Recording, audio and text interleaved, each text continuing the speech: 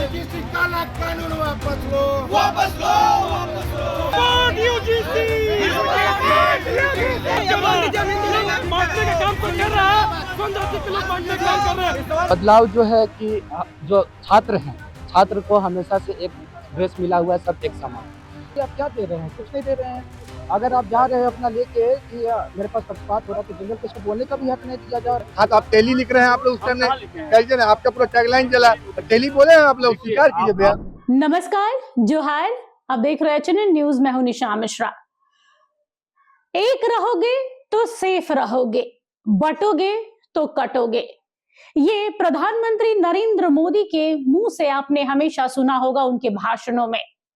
समाज में एकता बनी रहे, भाईचारा बनी रहे, इसको लेकर अक्सर प्रधानमंत्री ये बात कहते हैं कि भाई एक रहोगे तो सेफ रहोगे।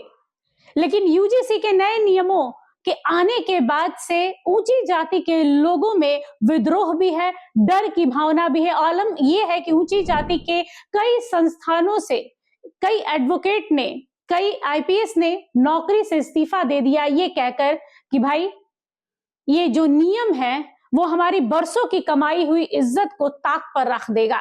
अगर कोई ओबीसी, कोई एससी, कोई एसटी वाला, कोई माइनॉरिटी, कोई ईबीसी वाला जाकर मेरे ऊपर झूठे आरोप लगा देता है तो मेरे बरसों की कमाई हुई इज्जत तो जाती है, प्लस मुझे जेल की सलाखों के पीछे भी जाना पड़ेगा, मुआवजा भी देना पड़ेगा, यानी एक्सटॉर्शन सब कुछ होगा। और हम इसे मानते ही नहीं है। इसको लेकर कई छात्र हैं, कई यूनिवर्सिटी के बच्चे सड़कों पर नजर आए।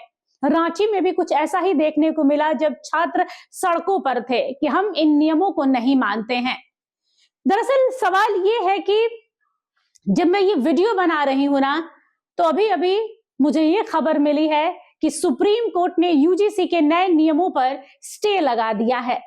यानी अभी फिलहाल इन नियमों को संचालित नहीं किया जाएगा, लागू नहीं होंगे, स्टे लग गया है। लेकिन यूजीसी के जो नए नियम है 13 जनवरी 2026 को जब आए थे तो सवाल यही उठ रहा था कि एक और सरकार एकता की बात कर रही है, बंटने को रोक रही है कि बटो मत, बटोगे तो कटोगे, तो दूसरी ओर बटे हुए समाज को और क्यों बांट रही है। पहले से ही इस पूरे भारतवर्ष में हिंदू मुस्लिम चल रहा है, अब हिंदू में हिंदुओं को ही क्यों बांटा जा रहा है। एक ओर हमारा देश ये कह रहा है कि हम विश्व गुरु की राह पर हैं, दूसरी ओर ये कह रहा है कि आने वाले कुछ वर्षों में हम सुपर पावर होंगे, हम आर्थिक रूप से वैश्विक स्थल पर, वैश्विक अगर जगह पर देखी जाए तो उस जगह पर हम 2 नंबर पर होंगे, आर्थिक रूप से भी हम 2 नंबर पर होंगे पूरे विश्व में। इतनी मजबूती है भारत में, इतना भविष्य उज्जवल है भारत का, तो इसमें जात पात कहाँ आ जाती है। पहले से ही एक वर्ग को 27% आरक्षण दिया जा रहा है, दूसरा वर्ग जो है जिसमें ओबीसी, ईबीसी, माइनॉरिटीज आते हैं उन्हें 23% आरक्षण दिया जा रहा है। इसके बाद से यूजीसी के जो नियम थे वो भी कहीं ना कहीं ये 3% वाले लोगों के खिलाफ जा रहे थे। ये हम नहीं कह रहे, ये वो लोग कह रहे हैं जिन्हें लग रहा था कि हाँ यूजीसी उनके लिए नहीं है। हाल फिलहाल में एक केस देखने को मिला था जहां पर यह कहा जा रहा था कि वो लड़की ऊंची जाति की थी और लड़का दलित था। उसने कहा कि वो उससे प्यार करता है, शादी करना चाहता है, लड़की ने मना कर दिया तो लड़के ने झूठा आरोप लगाकर केस कर दिया, जिसके बाद लड़की के परिवार को थाने के चक्कर तो काटने ही पड़े, साथ में भारी मुआवजा दिया गया, तब ये पूरा मामला रफा दफा हुआ। तो आने वाले समय में इस तरीके के कानून से सामाजिक बंटवारा और बढ़ेगा, समाज में 2 फाड़ होगा। एक को लगेगा कि हमें इतना पावर मिल गया है कि हम चाहें तो झूठ भी बोल दे कि फलाना ने हमारे साथ ये किया है तो मान लिया जाएगा। और हमारे इर्द गिर्द ऐसा दिखता भी है कि अगर कोई एससी, एसटी या ओबीसी से आ रहा है और वो अगर ऊंची जाति के लोगों को, सवर्णों को अगर कुछ बोल दे रहा है तो उन्हें बर्दाश्त करना होगा। और ये हमारे आसपास भी दिखेगा। सच्चाई यही है कि जब बच्चे स्कूल कॉलेजों में पढ़ते हैं ना, तो अपने पास बैठने वाले बेंच पर ये देखकर नहीं बैठाते हैं कि ये दलित है या ये ब्राह्मण है। दोस्त दोस्त होता है, मेरे पास बैठने वाला मेरा दोस्त है, लेकिन इन नियमों के संचालन होने के बाद से वो दोस्ती से परहेज करेंगे कि कल को मेरा दलित दोस्त मेरे पर कोई आरोप ना लगा दे। उसके घर वाले मना करेंगे कि हाँ दोस्ती मेंटेन रखो, दूर रखो थोड़ा। तो इस तरीके से सामाजिक भेदभाव और बढ़ेगा। आखिर यूजीसी के नियम क्यों है? ऊंच नीच के भेदभाव को खत्म करना, जो वंचित और शोषित हैं उन्हें ठीक करना। और जो वंचित और शोषित है वो आज 70-75 सालों से हैं, लेकिन फिर भी वो दलित हैं, फिर भी वो माइनॉरिटीज हैं, फिर भी वो एससी में आते हैं, फिर भी वो एसटी में आते हैं, फिर भी वो ओबीसी में आते हैं। शायद 3% लोग मायने नहीं रखते हैं इस भारतवर्ष में, तभी तो इस तरीके के नियम थे। और कहीं ना कहीं सुप्रीम कोर्ट को भी इसमें हस्तक्षेप करना पड़ा और तभी जाकर इस पर स्टे लग गया है। सीधे अपने एक्सपर्ट से बात करते हैं कि आखिर इन नियमों के आने के बाद से जो सामाजिक ताना बाना है, समाज का जो रंग रूप है, कैसे बदल गया, कैसे लोग इतने विद्रोह पर आ गए। इस वक्त हमारे साथ हमारे एक्सपर्ट के तौर पर अशोक पांडे जी जुड़ चुके हैं। जोहार सर। जोहार सर, अभी एक नई खबर आप देख रहे होंगे हर मीडिया चैनल में, यूजीसी चल रहा है। सर, यूजीसी को लेकर अभी जितनी खबरें आ रही हैं, छात्रों में जो विद्रोह देखा जा रहा है, ये सबके सामने है, लेकिन आम भाषा में अभी भी कई ऐसे लोग हैं जो यूजीसी को लेकर विद्रोह और विरोध तो कर रहे हैं, प्रदर्शन भी कर रहे हैं, लेकिन वो समझ नहीं रहे हैं कि वो है क्या। तो पहले यही चाहूंगी कि एक बार आप यूजीसी को आम भाषा में समझाएं। निशा जी, सबसे पहली बात तो ये है कि जो लोग आंदोलन कर रहे हैं, जिस लेवल पर आंदोलन हो रहा है, उनमें बहुत सारे लोगों ने अभी तक विश्वविद्यालय देखा भी नहीं है। तो ये जो यूजीसी है, विश्वविद्यालय अनुदान आयोग, ये वो मास्टर्स की जो पढ़ाई करते हैं, मतलब ग्रेजुएशन के बाद जो लोग पढ़ाई पढ़ते, जो ऊंची शिक्षा ग्रहण करते हैं, उनके लिए विश्वविद्यालयों ने प्रावधान बना रखा है। विश्वविद्यालय अनुदान आयोग बना है, यूजीसी, जहां ये तय होता है कि विश्वविद्यालयों की पढ़ाई का स्तर क्या होगा, वहाँ कैंपस कैसे होंगे, वहाँ बच्चों के साथ कैसा ट्रीटमेंट होगा, वहाँ के जो प्राध्यापक होंगे, जो प्रोफेसर्स होंगे, उनका रहन सहन कैसा होगा, उनका व्यवहार कैसा होगा, ये तो यूजीसी ऑलरेडी देखती है। अब दिक्कत यह है कि यूजीसी के नियमों में कभी कभी बदलाव किया जाता है। अभी जो तत्काल जो बदलाव किया गया है, ये कह सकते हैं आपकी एक शगुफा छोड़ दिया गया। हेलो जी। हालांकि ये शगुफा भी जो छोड़ा गया है, वो भी अदालती आदेश से हुआ है। सरकार ने ऐसा कुछ नहीं किया है। ये अदालतों का, बार बार अदालतों की ओर से कहा जा रहा था कि जो निचली सो कॉल्ड जो पिछड़ी जातियां हैं, उन पिछड़ी जातियों के जो बच्चे जाते हैं हायर एजुकेशन में, उनके साथ सवर्ण लोग जो हैं वो अत्याचार करते हैं। एग्जाम्पल के तौर पर मैं रोहित वो वेमुला वाली केस का उल्लेख करूंगा। रोहित एक पिछड़ी जाति का बच्चा था, जिसके साथ कथित तौर पर ऊंची जाति के लोगों ने अत्याचार किया और उसने अपनी जान दे दी थी। ऐसी कई घटनाएं हुई हैं। तो उन घटनाओं को देखते हुए ही अदालत ने ये तय किया कि भाई ये ऐसी एक व्यवस्था लगाई जाए ताकि उन सबके साथ समान व्यवहार हो। इसको देखते हुए यूजीसी ने एक नया नियम लागू कर दिया। अब उसको लेके बवाल लगा हुआ है।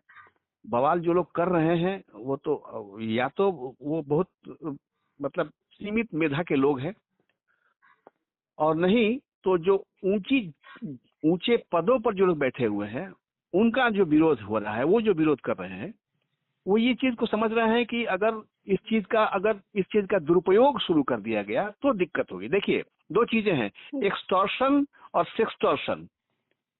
तो ऊंचे लेवल पर ये दोनों हो रहा है। आप देखेंगी कि कहीं ऊंची जातियों के जो लोग हैं वो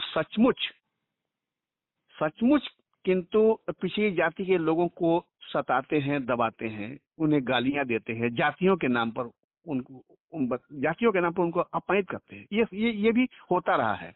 और ये भी सच है कि पिछड़ी जातियों के जो लोग हैं वो इकट्ठे होकर ऊंची जाति के लोगों को तरह तरह से बनावटी सजावटी केस उन पर मुकदमे दायर करके उनको तरह तरह से डिमोरलाइज करते रहे हैं। तो ये मैन टू मैन वेरी करता है।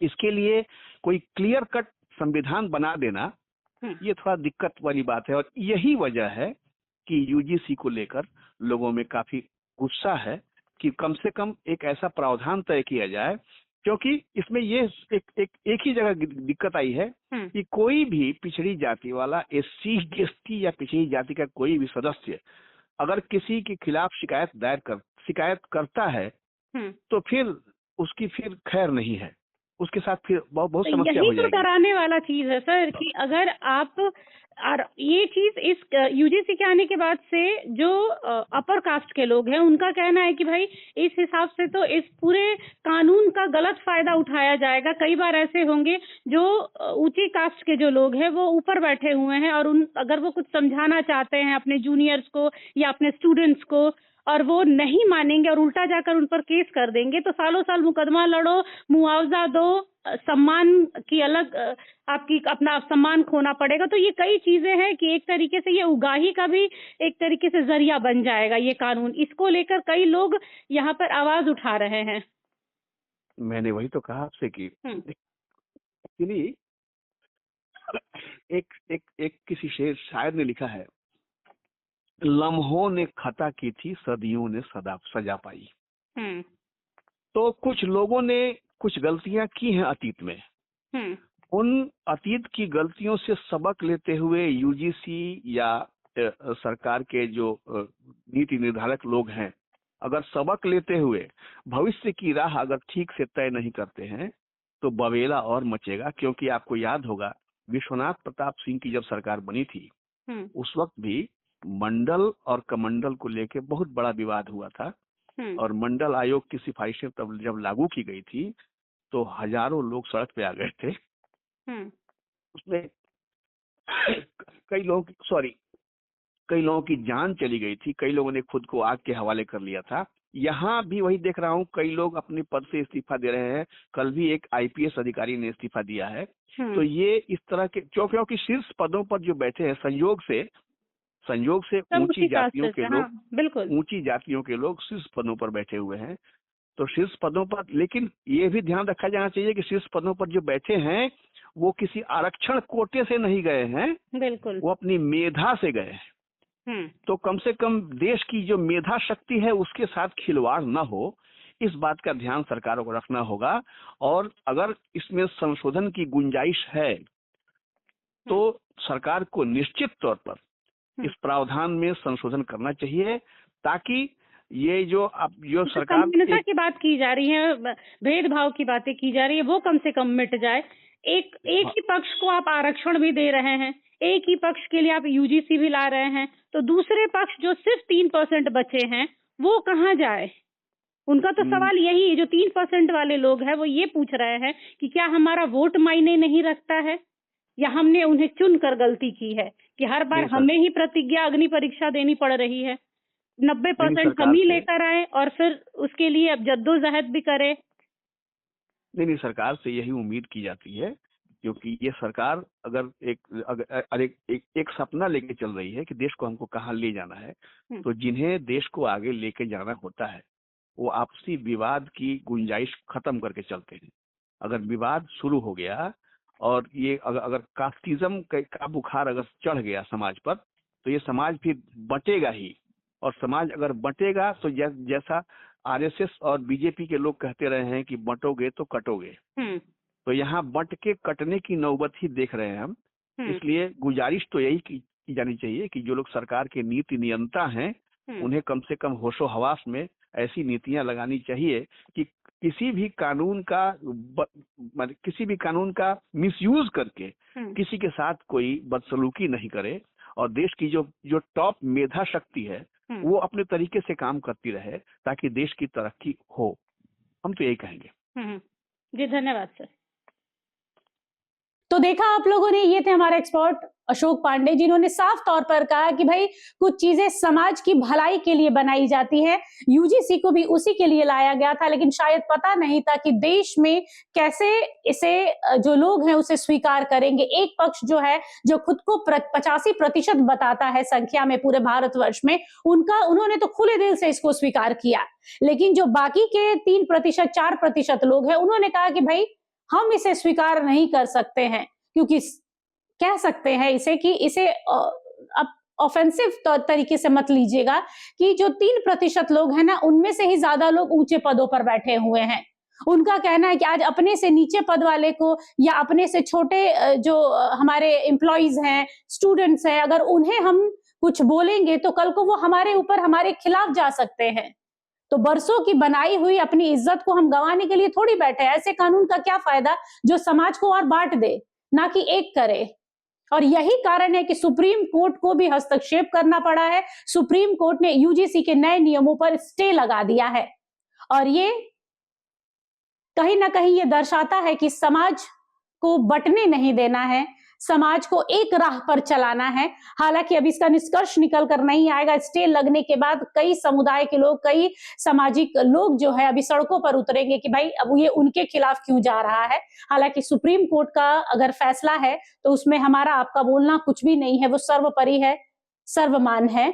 और फिलहाल के लिए इस खबर पर हमारी नजर बनी रहेगी। देखते रहिए एचएनएन न्यूज। नमस्कार, जोहार। अगर आपको हमारा ये वीडियो अच्छा लगा तो इसे लाइक करें, शेयर करें और हाँ, सब्सक्राइब करना ना भूलें।